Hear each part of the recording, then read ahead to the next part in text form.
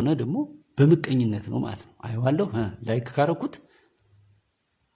ራስን እኮ ነው እንደዚህ የምንጠላው፣ ራስን ነው የምናጠፋው። መልካምነት ለራስ ነው፣ ማንንም ማን አይጎዳም።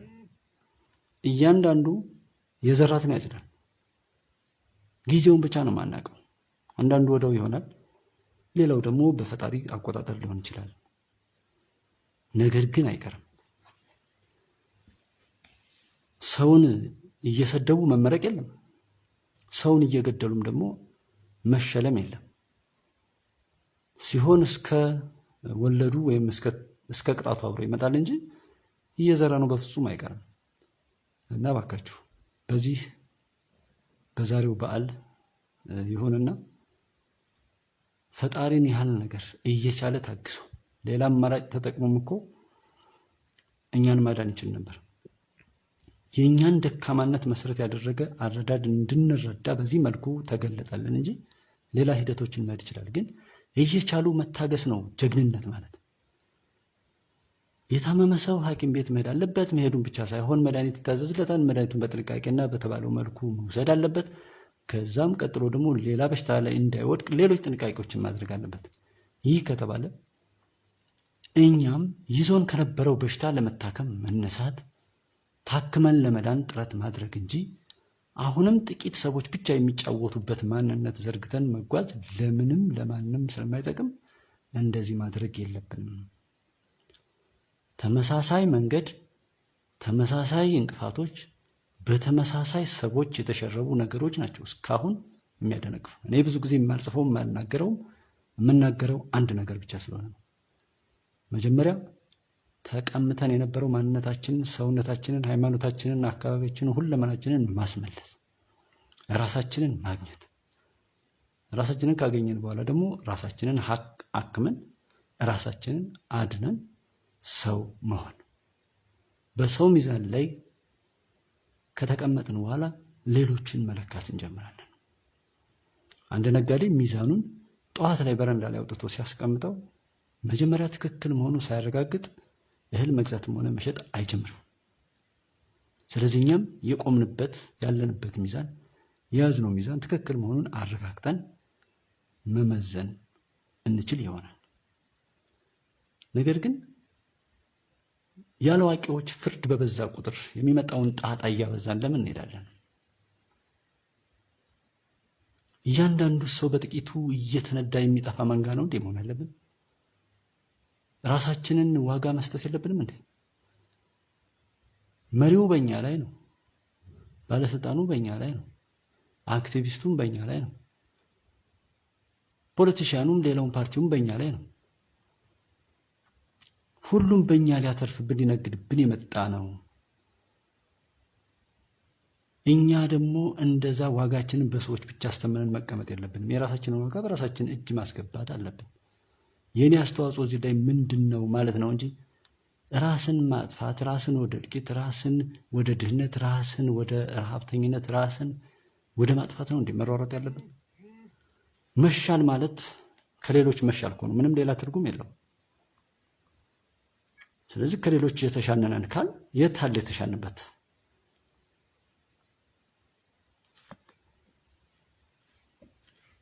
ሁልጊዜ አንድ ድንጋይ እግራችንን እየመታን ካስቸገረ ችግሩ የድንጋዩ ሳይሆን የኛ ነው።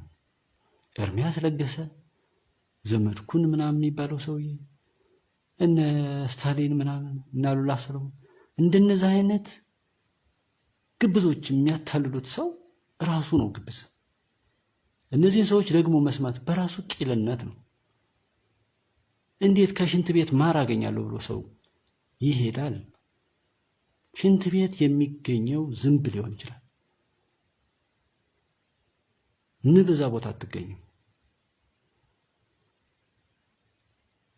ከስታሊን ኢትዮጵያ ስትፈርስ እኔ በአካል ቁጭ ብዬ በማየቴ እድለኛ ነኝ ብሎ ካለ ሙትቻ ሰው ሌላ ንግግር መዋስ አያስፈልግም። በቃ አለቀ። እዚህ ጋር መደምደም። ኤርሚያስ ለገሰ ኢሳትን ሊያፈርስ ተልጎ ገብቶ በቻለው አቅም ሁሉ ሞክሮ ኢሳት ጠነከረ እንጂ አልፈረሰምና ራሱ ግን ፈርሶ ፈራርሶ ተንበጫብጮ የወደቀ ሰው ነው። ያ ሰውዬ ሲያወራ ለምን እንሰማለን? ኢትዮ 360ን መስማት ራስን ማግማት ነው፣ ራስን ማበሻቀጥ ነው፣ ራስን ማበስበስ ነው። ነገር እንዴት ሕክምና የሚያስፈልገው ሰው እንዴት ሌላ በሽታ ይጨምራል? ከዛ በፊት የተሞላ ነው አራሙቻ ማጥፊያው ራቅ ብሎን ያንደ ማጥፋት መሯሯጥ ሲገባል እነዛው ተመሳሳይ የሆኑ ጭባዎቹ ትቢያዎቹ በሀገራቸው ላይ በወገናቸው እልቂት ላይ የሚነግዱ የደም ነጋዴዎች እኔ ስንት ዓመት እንደሚኖር አላውቅም። ጭራሽ ሃይማኖት ያለው ሰውን አይወክሉም። ወይም ምንም ሃይማኖት ያለው ሰው ከሆነ ከነሶች ጋርም አይከተልም፣ የእነዚህም ሰዎችን ወሬ አይሰማም። ስንት ዓመት ነው የሚኖረው? ምንድን ነው የሚገኘው? ለየትኛው ዘመን ነው? ምን ያህልስ ገንዘብ ሊገኝ ነው? ምን ያህልስ ጤና፣ ምን ያህልስ እርካታ ሊገኝ ነው? ዓለም ሌላ ቴክኖሎጂ በቴክኖሎጂ ላይ እየተጠቀመ እኛ እንኳን ልንፈጥር የመጣውን ቴክኖሎጂ መጠቀም አቅቶን ወዳና ወዲህ እያልን ይህንንም ደግሞ እንዳንፈታ ጊዜያችን በሙሉ በአሉባልታና እርስ በርስ በመበላላት ያለን ነገር ጨርሰው ለማጥፋት የምናውል ከሆነ መቼ ነው የሚሻለን? ነው ችግሩ። የማን ነው? ማስተዋል ይገባናል። ሁሉንም ሰው የምጠይቀው በፈጠራችሁ ስም በእውነት ሃይማኖት ያለው ሰው ሁሉንም ነገር ወደ ፈጣሪው እያስጠጋ ይሰማል። ወደ ፈጣሪው ሸክማችሁ የበዛ የከበደን ኑ ወደ እኔ ያለውን ቃል ይጠቀምበታል። በተለይ በዚህ ሰዓት ከፈጣሪ ውጭ የሚጠጉበት ጠንካራ ክንድ የለም። ስለዚህ ያንን ጠንካራ ክንድ ጠጋ ብሎ የመጠቀም እድሉ ሊኖር ይገባል። እንዲሁ በመምሰል ብቻ የምናልፈው ነገር የለም፣ መሆን ይገባል። ክርስቲያን ከሆን ሆነን እናሳይ። ይሄኛውን ፊትህን ቢመታ ይሄንኛውን ስጠው የሚል የኢየሱስ ክርስቶስን የተከበረ አስተምሮት ያስተማረ የያዘ ሰው፣ በተለይ ቄስ ነኝ ሃይማኖት ነኝ ያለ ሰው እናንተ እኔን የምትወዱ ብትኖሩ መጀመሪያ ራሳችሁን ካዱ፣ ከዛም መስቀሌን ተሸክማችሁ ምን ከኋላ ተከተሉኝ የተባሉ ሰዎች እነዛ ካህናት እናንተ ካህናት ወአነ ካህናት አይንተክሙ እግዚአብሔር ወአነ ሐሰርኩሙ ወታሐሰሮሙ ቀድመ እግዚአብሔር ተብሎ እኛ በዚህ ያሰርነው በእግዚአብሔር ፊት የሚታሰር ነው እያላችሁ የምትሉ ካህናት በሰሞኑ ያወጣችሁት መግለጫ ታውቃላችሁ? በተለይ አዲስ አበባ አካባቢ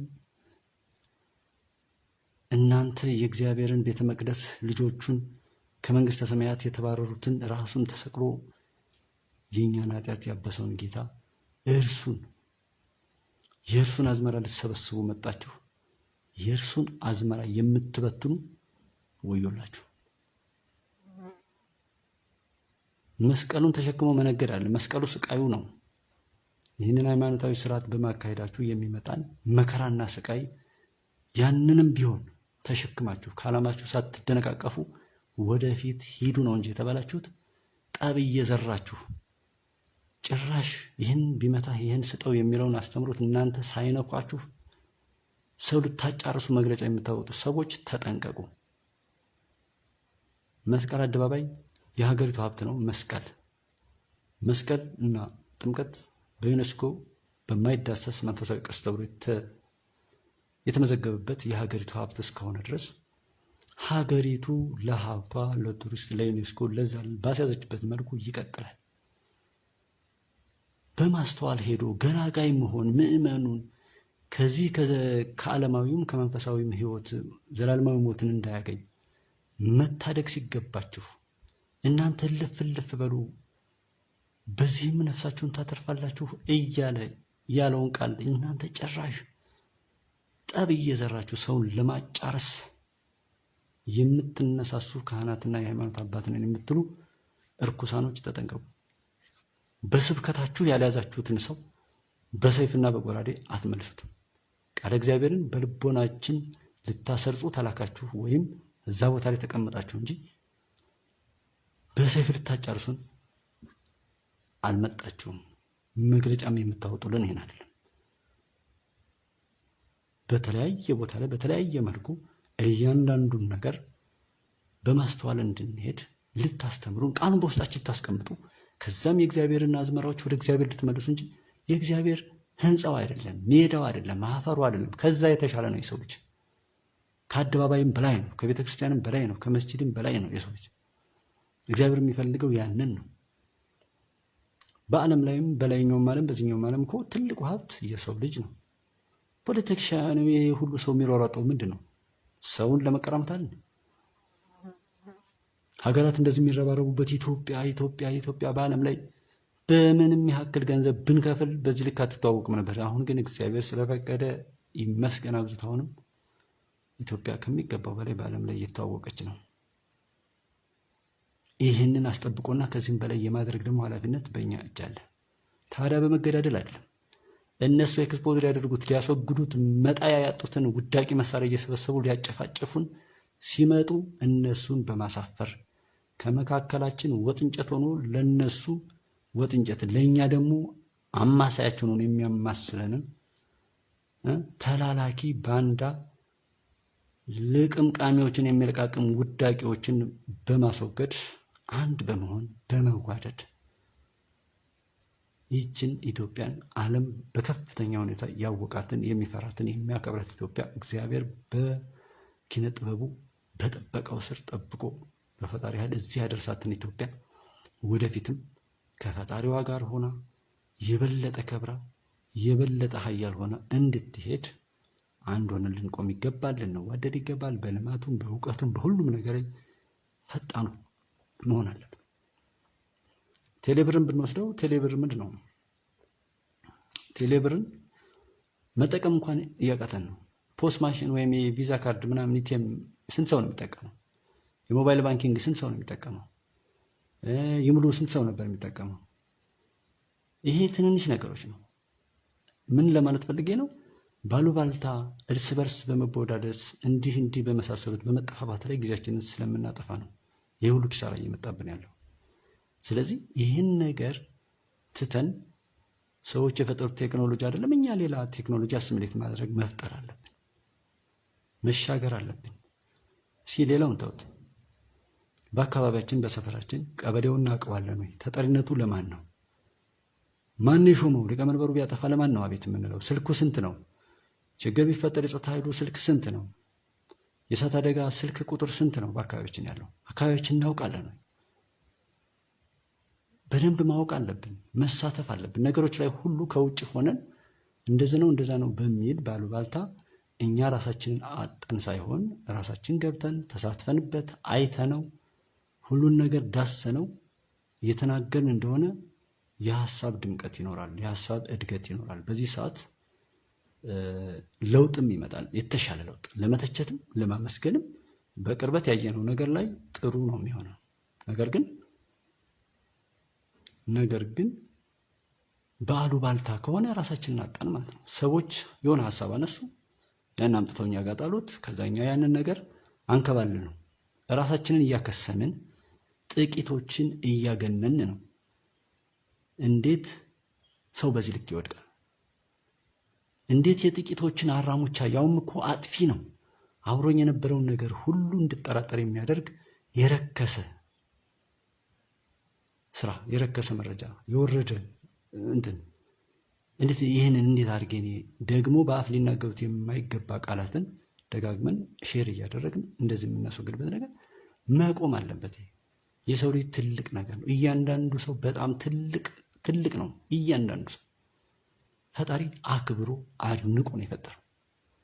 ታዲያ የምንወድቀው የምናድገው ደግሞ በስራችን ይሆናል። ክፉ የሰራ ያንን የስራውን ደመወዝ ያገኛል፣ መልካም የሰራውም እንደዚያ። ሰው ከሰው ውጪ ክፉ የሰራና መልካም የሰራ በሚባል ብቻ ነው መከፈል የሚችለው። ያም መከፋፈሉ እኛ ያገባን። በስራው ራሱ ይውደቅ፣ እኛ ግን መልካም ነው፣ እኛ ግን መልካም እናስብ። እኛ ግን ሃይማኖታዊ ቦታዎች ላይ ያለን፣ በተለይ በሃይማኖት ስም የምንጠራ ሰዎች እባካችሁ እንዲሁ የላቸውም ብንባል ይሻላል። ሃይማኖት የላቸውም ብንባል ይሻላል እንጂ ሃይማኖት አላቸው ተብለን በክርስትና ስም በክርስቲያን ስም እየተጠራን ጭራሽ ትዕግስት የሌለን፣ በእስልምና ስም እየተጠራን ጭራሽ ትዕግስት የሌለን።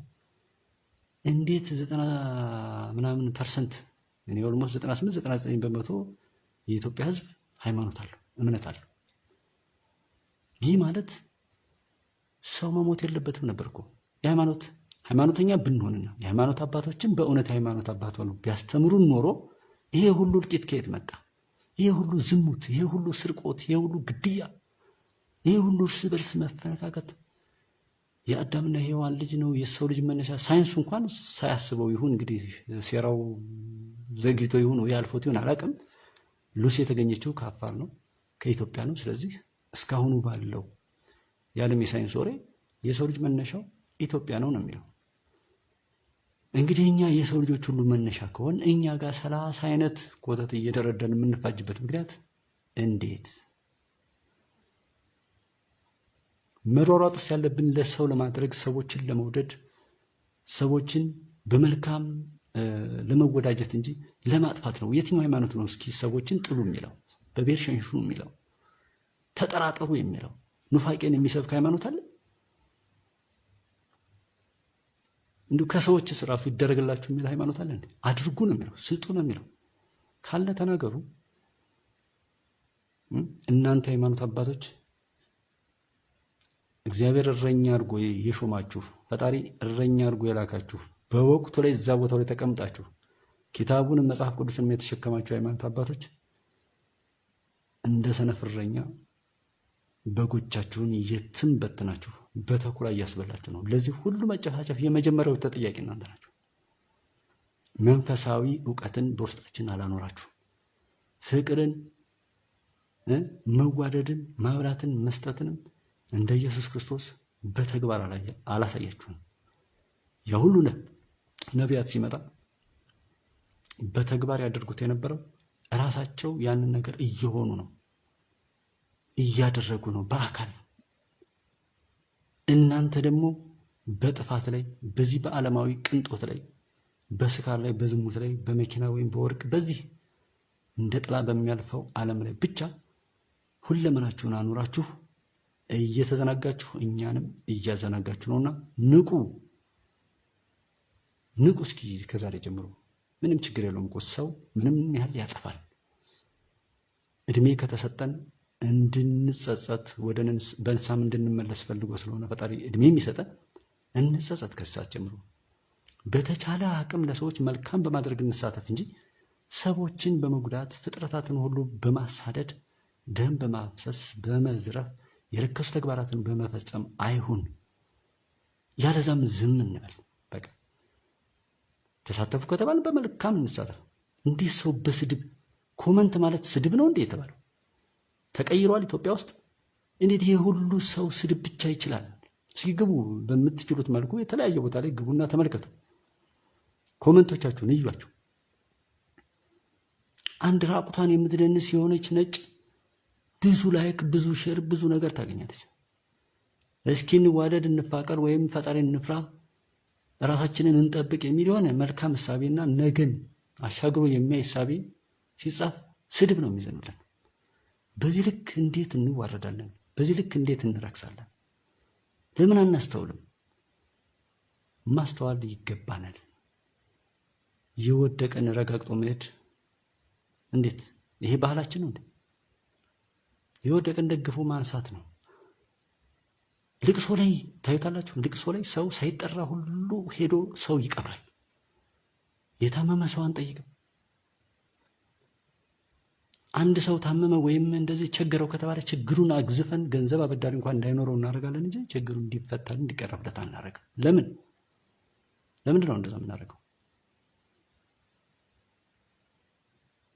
የሆነ ሰው ታመመ ከተባለ ህመሙን እያወራን በቃ በሽተኛ ነው ተብሎ ወይ ትዳር እንዳይመሰረት ወይም ትዳር እንዳትመሰረት እንደዚህ አይነት ነገር እናደርጋለን እንጂ ለበሽታው መፍትሄ ሊሆን የሚችል የሞራል ሕክምና እንኳን አንሰጥም። መስጠት ካልቻልን ዝም ማለት ሲገባን ጭራሽ የስነ ልቦና ጉዳት በማድረስ በምላሳችን በየሰፈራችን ብዙ ሰዎችን እንገላለን። እየገደልን ያለ ነው።